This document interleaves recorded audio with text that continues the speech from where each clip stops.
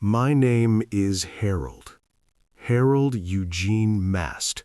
I'm 83 years old, and I'm sitting in the same kitchen where I've had my coffee every morning for the last 31 years.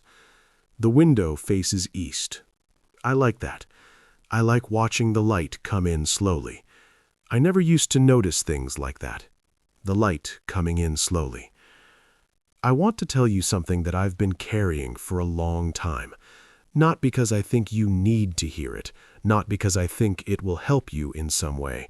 I'm past the age of believing I have things to teach anybody.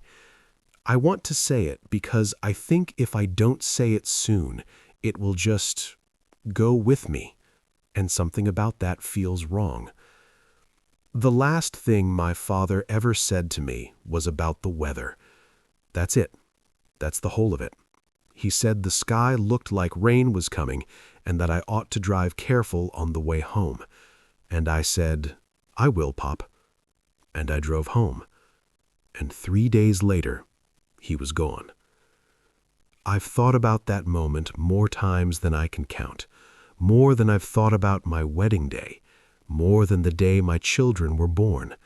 Those were days full of noise and color and people pressing their faces close to yours and telling you how they felt. That last afternoon with my father was quiet, unremarkable. The kind of afternoon you forget almost before it's over. That's what I didn't understand then. That's what took me the better part of 40 years to begin to understand. That the quiet ones are the ones that stay. My father's name was Gerald Mast. He went by Jerry to his friends, but I never once heard anyone call him that. To everyone in our town, he was just Mr. Mast. Even to people his own age. He had that kind of presence. Not loud, not commanding in any way you could point to, just settled. Like he had decided something early in life and never needed to revisit it. I used to think that was strength. When I was young, I admired it. I wanted to be like that. Certain, unmoved. Later, when I was in my 30s and 40s and I started having trouble of my own, with my marriage, with my work, with the particular loneliness that comes from being surrounded by people and still feeling like no one knows you, I started to resent it. I thought, he never told me anything real.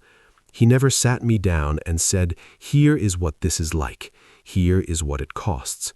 Here is what someone I wish had told me. He just was quiet. And I took that quietness for distance. For years, decades, I took it for distance. I grew up in a small town in western Pennsylvania, a place called Delwood. It doesn't exist anymore, not really. The mill closed in the late 70s, and the town just sort of exhaled, like it had been holding its breath for years and finally gave up.